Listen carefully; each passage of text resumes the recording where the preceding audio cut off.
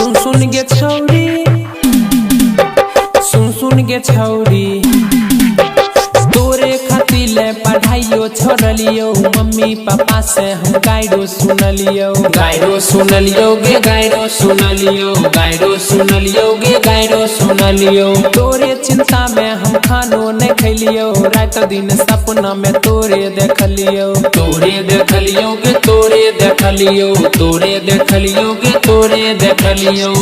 तैयो गे बेमनिया छौरी हमरो नहीं भेलही, तैयो गे खेल करी छौरी जी जाके भेलही गे।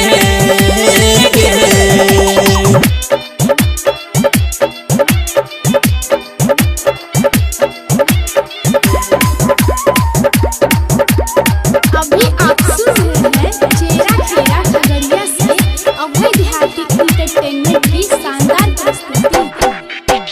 तोरे खातिर हम जलो चढ़लियो, सुबह शाम अगरबत्ती देखलियो, अगरबत्ती देखलियो, अगरबत्ती देखलियो, अगरबत्ती देखलियो, अगरबत्ती देखलियो। तोरे खातिर हम घर छोड़ दिलियो, शहर में जाके लेबर बनलियो, लेबर बनलियो गे लेबर बनलियो, लेबर बनलियो गे लेबर बनलियो। तैयो गे हर जइया छौरी हमरो नहीं भेलही, तैयो गे सतभतारी छौरी दारू पिया के भेलही गे। लाल बाबू, लाल बाबू,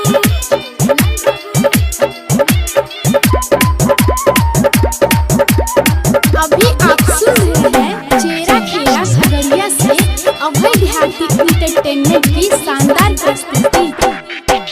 आइलस चौक पर पंजो खिलियो, मोबाइल में तोरा रिचार्जो कर लियो, रिचार्जो कर लियो, रिचार्जो कर लियो, रिचार्जो कर लियो, रिचार्जो कर लियो।